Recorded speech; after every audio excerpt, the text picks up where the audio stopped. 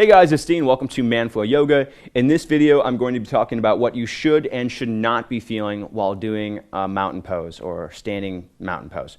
So let's start with what you should not be feeling. So first off, you shouldn't be feeling any clenching in your hips or in your body. So mountain pose should be some sort of light engagement, but not really firm, tense muscle engagement. So if you notice that you're really squeezing your thighs really tightly, or you're pressing your hands down, or you're really squeezing your shoulder blades together, then just release some tension. You want to have, again, some muscle engagement, but you shouldn't be feeling really tense here.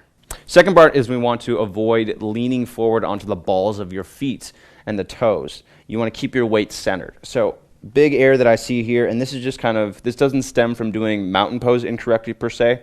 It's more so because of how you tend to hold yourself during the day and your general movement pattern. But I see a lot of people, and if you have pain in your feet or your toes at the end of the day, this is probably a reason.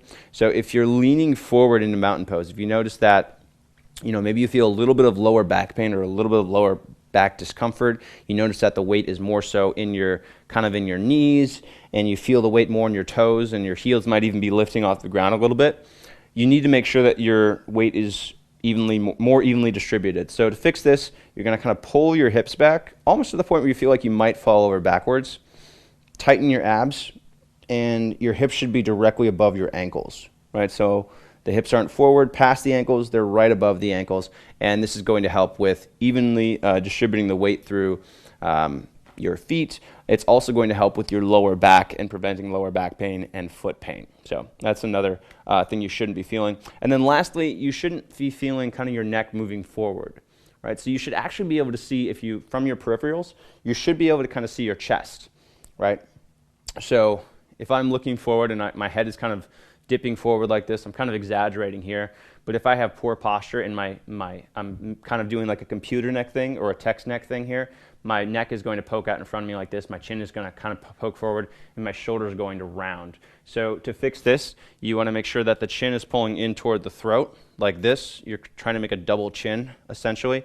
And then I should kind of be able to see kind of my torso in my peripherals. Even if no matter what your body type, you should be able to see kind of, again, a little bit of your torso in your peripherals. So this is the other main error to correct. And those are what you should not be feeling, kind of the solutions there. And then in terms of what you should be feeling, we want to be feeling slight engagement through your hips and your core. Your glutes aren't actually engaged, but you should feel your quadriceps and your inner thighs engaging, and your core, so your abdominal muscles. A really easy way to tell if you're doing that correctly is to simply put a block or put a pillow or something that you can squeeze between your legs. So you just want to pretend like you're squeezing something, or actually squeeze something between your legs. Tighten your quadriceps, pull your belly button up and in toward your lower back. Think belly button to lower back, and then you should be engaging your core and engaging your thighs. As you do this, you'll feel a subtle release in your lower back. So proper mountain pose is going to help relieve tension in the lower back. When you engage the thighs, when you engage the core, which work with the lower back, that helps to relieve tension in the lower back, because the lower back isn't doing as much as it normally does. So you should feel a bit of a subtle release in the lower back. The other thing you should be feeling is a slight internal rotation to your thighs, right? So your toes shouldn't be facing out.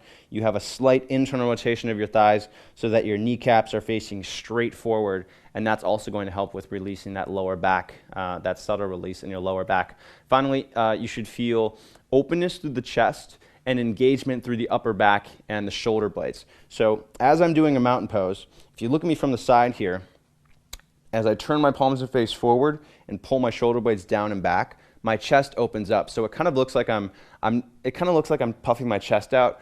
I'm not here though. All I'm doing is bringing my upper back and my spine to a neutral position. And that opens the chest, that corrects my posture, that gets me from this kind of rounded forward position here to palms forward, shoulder blades pulling down, and now I'm in more of a neutral position with proper posture. So that's what you should and should not be feeling in mountain pose. All right, hope you guys found this video useful. Make sure to check out the rest of this page for more information on this pose, including considerations, proper technique, modifications, how to make it easier, and FAQs, and a bunch more stuff. Hope you're using this pose guide. Hope you check out the rest of the website. Make sure you're using the training resources. Check out the members area if you haven't seen that yet. And all the information that I just gave you is pretty much taken directly from my book, Yoga Fitness for Men. If you're looking for a physical resource to help you learn yoga and practice the postures, that is a fantastic resource. It's a #1 new release in 3 categories on Amazon, featured in Muscle and Fitness magazine, and also in Men's Health. Thanks, guys, for watching. I look forward to seeing you on the next video.